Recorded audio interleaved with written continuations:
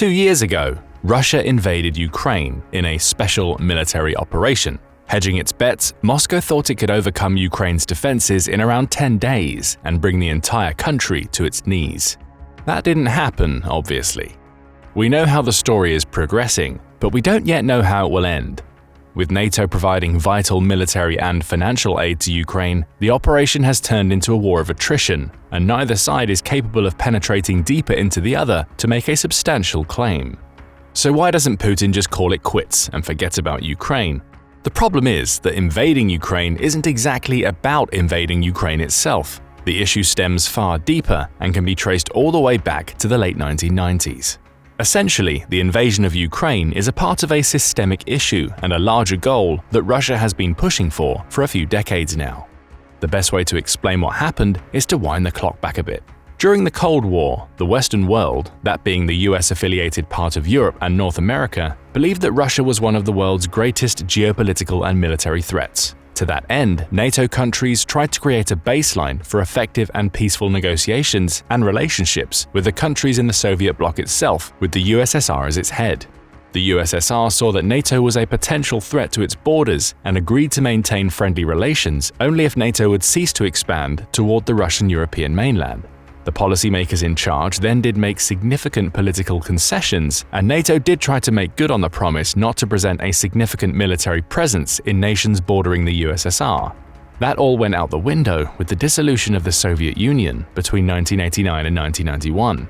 Over the course of those 3 years, European borders were carved out anew, and geopolitical relationships shifted with them. NATO immediately took advantage of the situation. With the fledgling countries leaving the Warsaw Pact and leaning toward a pro-Western ideology, NATO devised a plan to integrate them into the alliance. Over the next 15 years, several countries that were previously part of the Soviet Union joined NATO. Still, NATO didn't exert any significant military pressure on the Russian Federation. The alliance didn't create any permanent military stations or perform significant military drills in any of the nations that joined NATO after 1990. That would mean that Russia had nothing to fear from NATO, right? According to the Russians themselves, not quite.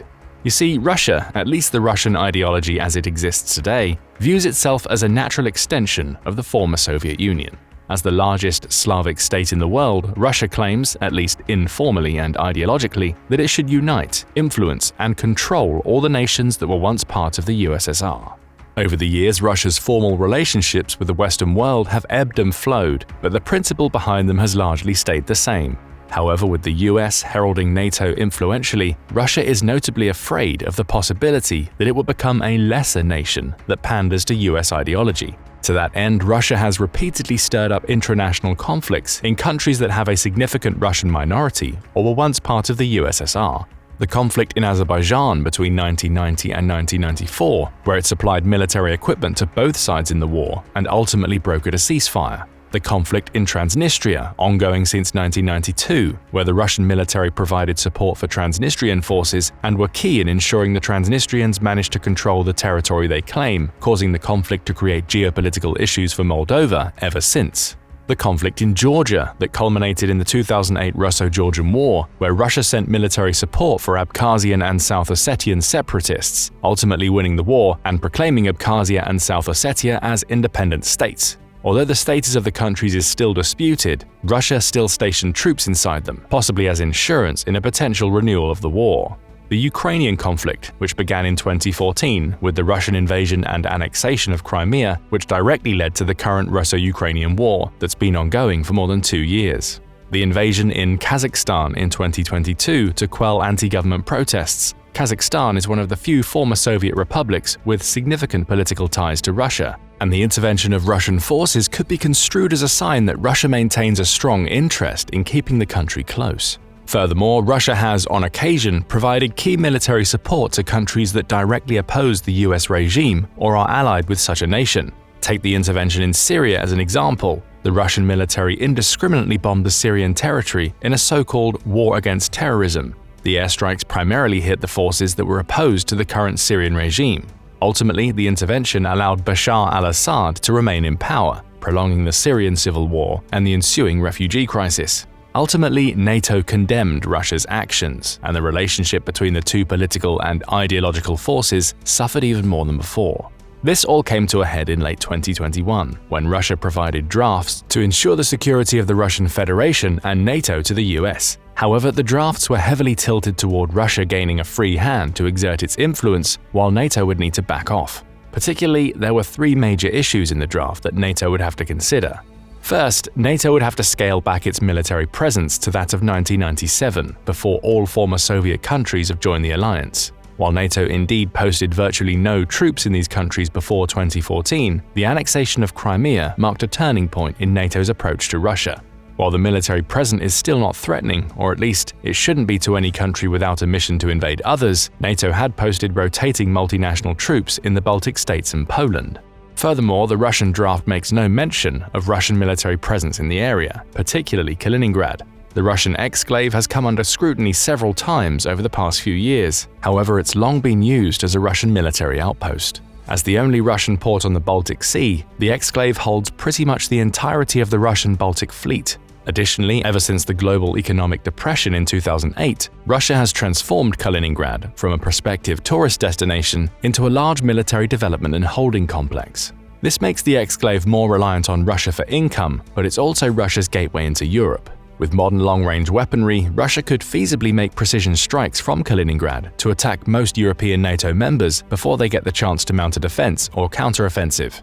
Additionally, the Kaliningrad region is separated by Belarus, one of Russia's biggest allies in Europe, by a 60-mile stretch of land on the border of Poland and Lithuania. Russia holding Kaliningrad, particularly with a large military presence, means that it could hypothetically ready itself for a war against NATO by blocking off the Baltic states from the rest of NATO, at least via ground. Since NATO countries are duty-bound to defend one another in war due to Article 5, the Suwalki Gap, the border's name, could be used to funnel NATO forces and inflict severe casualties in the opening days of the war. Hypothetical warfare aside, another Russian proposition was to force NATO to cancel all military deployment close to Russia's borders. While this could possibly be debated to implement, it's unlikely that all NATO member states would have agreed to this proposal, particularly those bordering Russia. The Russian proposals are entirely about curbing NATO's presence in the states surrounding Russia. This could be seen as a long-standing tactic by the Russian Federation to remove any motes of foreign influence from countries that it sees as belonging to the Soviet Union, even if that particular entity hasn't existed for over 30 years now. Minimizing NATO's military forces in former Soviet countries would mean that NATO would effectively need to create different levels of members. This would depend on how much of a military presence is fielded in them and the level of intervention required to defend them.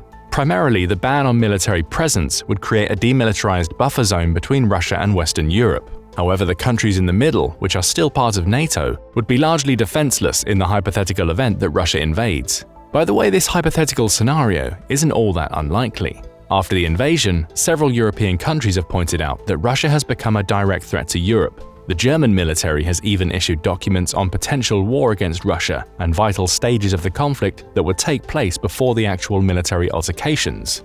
Perhaps the most egregious proposal in the December draft was to prevent NATO from allowing new members, particularly Ukraine, into the alliance. Implementing this policy would mean an effective reversal of NATO's open-door status since its inception. While NATO was somewhat hesitant to consider Ukraine joining the alliance even before the 2022 invasion, Russia's proposal would completely undermine NATO's internal policies and decision-making process. Ultimately, Russia was trying to exert more political influence on NATO by creating so-called hard lines that the alliance couldn't cross, otherwise, threat of nuclear weaponry, of course. It's no surprise that Russia has used its plentiful supply of nuclear weaponry as an intimidation tactic for many years, and the same principle is applied here. Naturally, the draft didn't contain quite the same language or threats, but putting imaginary political lines that the other party would be basically forced to cross in order to maintain its own status quo means that Russia got a casus belli for any future altercation that might involve NATO, or even if it doesn't. And that's largely what happened soon after the Russian draft proposals were rejected by NATO. The relationship between them soured further, and Russia used NATO's refusal to abandon Ukraine as a potential member, a threat to Russia. However, we can also see the breakdown in Russia-West relations ideologically. Russia sees the US as an aggressor, if not militarily, then ideologically and economically. In particular, EU and NATO applications and accessions often go hand in hand. Russia believes that the economic, diplomatic, and military benefits that the former Soviet or Soviet-aligned countries receive via EU and NATO membership make them unable to be further influenced by Russia. This goes against the main Russian prerogative that it's the most influential Slavic state and that it can exert unparalleled influence on the former Soviet bloc decades after its formal dissolution. Specifically, Russia believes that the US international policies and diplomatic standing in recent years has slightly fallen. As a prime example, consider that the American army retreated from Afghanistan, Iran, and the Gulf as a whole after more than a decade of war on terror, all without a meaningful long-term presence and assurance that the situation won't spiral out of control again. Biden has reiterated that America won't fully abandon the Middle East, and the Pentagon has issued a statement that the Middle East no longer presents a meaningful threat to the US and perhaps the global world order. Russia sees this pivot away from the Middle East as the US implanting one of two possible policies for international relations. First, the US could become more isolationist. This is not a particularly novel approach, especially given that the 2024 presidential elections could mean that Trump gets re-elected president. Trump dislikes the US being one of the biggest spenders, proportionally, in NATO, and many analysts have started to question whether Trump would call for the US to leave NATO as early as 2025 if given the opportunity. This would mean that NATO would effectively lose not only its biggest military but perhaps more importantly, its biggest nuclear weapons provider. While Britain and France also have nuclear weapons at their disposal, they are currently legislation-bound not to use it unless they are directly threatened in war, i.e. NATO's Article 5 triggering won't allow them to use nuclear weapons unprovoked. Secondly, the US has turned more of its attention to the East, particularly China, which is one of Russia's major trading partners. While the countries didn't have much of an international relationship before the invasion of Ukraine, that all changed on February 4, 2022, just a few weeks before the invasion. Russia and China signed a joint statement on the international relations entering a new era and the global sustainable development. In the declaration, Russia and China have directly opposed NATO's expansion in Eastern Europe. The declaration states that both countries believe that NATO's encroachment goes against the sovereignty and security interest of independent countries. While the statement is a bit vague in naming the exact countries they refer to, it can be construed that it relates to Eastern Europe and the countries in the Indo-Pacific, which are relevant for Russian and Chinese international relations respectively. The statement goes even further to elaborate that the US is the primary cause behind the current destabilized situation in Eastern Europe and the Indo-Pacific, at least in the eyes of Russia and China. Therefore, the two countries see an opportunity in aligning themselves to create a more unified front against the US, economically, ideologically, and militarily. To that end, the statement has suggested that the ties between China and Russia are deeper than ever before. If we look at what has transpired after the invasion, it's clear that China has silently approved of every major decision Russia has made with Ukraine. The country is one of the few to regularly abstain on any matters relating to Russia and has not denounced the invasion of Ukraine. Furthermore, China has become one of Russia's biggest trading partners. After Western Europe cut off its oil and gas supplies from Russia, Moscow created trade agreements to sell its resources to China instead. While China is getting a heavily discounted price, the income has allowed Russia's economy to stay ahead of the curve, even by Western standards. According to some estimates, without the invasion, Russia would have been one of the best-performing economies after the pandemic and is experiencing higher-than-expected growth even as most of the Western world has imposed heavy sanctions to limit its economy. While it might seem like Russia and China are partners in their informal denunciation of the West, China has taken the leading role in the relationship. Since Russia currently depends on China for its economic growth, China could feasibly impose any terms to end the conflict in Ukraine whenever it wants by cutting off the funding at its source. Of course, the fact that China has remained relatively silent on current developments in Ukraine means that it's unlikely to make a significant effort to dissuade Russia from continuing the war. This is by design, as it serves China's interest to have Russia seen as an independent entity that it supports through mutual understanding and ideological alignment. In effect, Russia being able to pose a threat in Western Europe by engaging in a proxy war with NATO through Ukraine means that global geopolitics could shift away from being influenced by the US. If Russia and China can degrade NATO's image as a powerful alliance by winning in Ukraine, it would open the door to dissolving the alliance altogether, or at least forcing the US to reconsider its membership in it. China's outlook on the situation could only improve by having the US be ideologically and politically weakened and forced to either disperse its diplomatic efforts on even more fronts or become more isolationist. To that end, the parallels between Russia and China's situations in their cold conflict against the US mean that something had to break sooner rather than later. Since China's position in the Indo-Pacific is much more precarious, with the US directly backing Taiwan, Russia was effectively scapegoated into making the first move to invade Ukraine. By creating a narrative where the special military operation was initiated due to a negative American influence in Ukraine, Russia and China can attempt to destabilize NATO, and the US in particular, by forcing them into unequal conflicts. Particularly, NATO is hesitant to offer its full support to Ukraine because the latter is not a member of the alliance. Moreover, Russia has made it quite clear that direct involvement of NATO forces would likely escalate the invasion into a full-blown nuclear war between Russia and the West. While the military size and technology of NATO far outpaces that of Russia, the West is not willing to take any risks with the situation, especially since they recognize that China is waiting to take advantage. This suggests that China is the driving force behind the invasion. The motive being to destabilize the world's view of NATO, or more particularly of the US, as a peacekeeping force that can also provide beneficial economic partnerships to the countries in Russia and China's spheres of influence. By waiting for the war in Ukraine to end, China can use the economic downturn of the West to its benefit, forging better trade agreements and political relationships with states that no longer can gain from being aligned with NATO.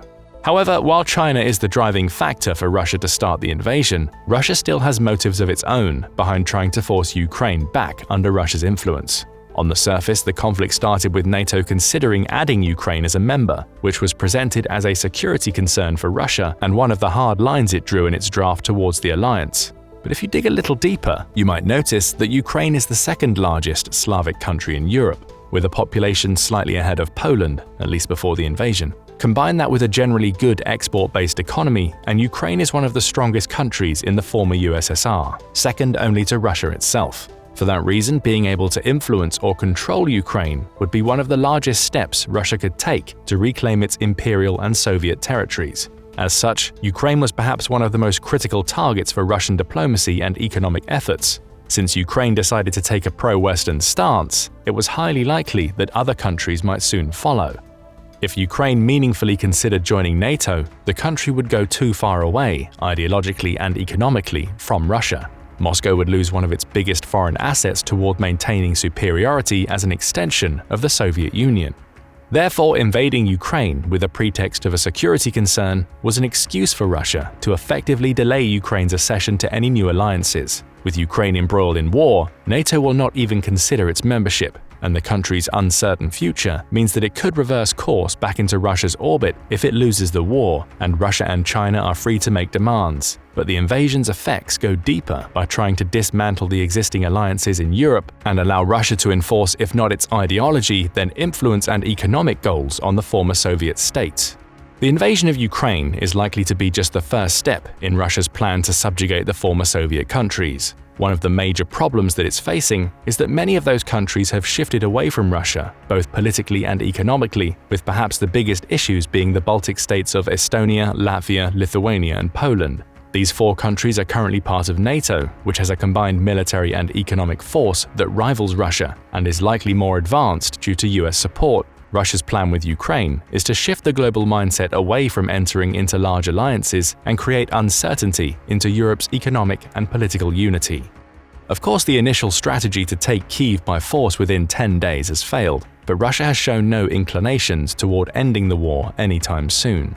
Considering its widespread conscription efforts, Moscow can feasibly scale back its offensive operations and regroup its forces to make a final push in a few years. By that time, the Ukrainian army will be depleted without heavy support from NATO. Considering that China has not yet stepped in to try and enforce any peace deals, it's likely that Russia is trying to play to its numerically superior army and nuclear threats against NATO to eke out an attrition win against Ukraine. This is bolstered by the fact that the Russian propaganda has been unusually cheerful on the subject of the war in Ukraine, despite the losses accumulating day by day. If Russia does end up winning the war, it could enforce its claims against Europe and gain a more meaningful economic and territorial foothold toward Eastern Europe. Perhaps more importantly, it would give Russia more time to recoup its losses and prepare for the next big campaign against the West. To that end, Russia is most likely counting on the US undergoing significant political shifts during and after the presidential elections of 2024, which could change NATO's structure and provide Russia with more leverage to issue demands against the West. But Russia is playing a dangerous game. Since China is its main trading and political partner on the world stage, it's only useful to China as long as it can present a meaningful threat to NATO in the West. If Russia ever falters in its attempt to take over Ukraine, China could see that as an opening and make the trade deals with Russia even more favorable for itself, making Russia a minor trading partner in China's sphere of influence. In an even unlikelier scenario, China could take territorial claims against Russia as an excuse to wage its own invasion into Siberia to consolidate the resources it's currently buying. A crippled Russia might not stand a chance against a swift Chinese operation to take over the country's Far East. This means that Russia's existence could very well depend on how it fares in the Ukrainian conflict. On one hand, it could overthrow the current world order and put China front and center as the world's biggest and best-performing economy. On the other, Russia could stop existing altogether, with the country segmented by China how it sees fit. Russia invaded Ukraine under the guise of a security risk that NATO poses, even though there was never any meaningful risk from the West, considering NATO hasn't exerted any effort into making a military presence close to Russia. Now it might just so happen that the country has opened itself to actual risk by starting the invasion. Russia's motive to invade Ukraine might have started as a way to consolidate one of the biggest post-Soviet nations back into the fold, but the motive might evolve into pure survival. But what do you think? Does Russia have wide-reaching plans for the West? How significant is China's influence on Russia? Leave your comments below, and thanks for watching. Now go and check out Putin Wants Alaska Back, or click this other video instead.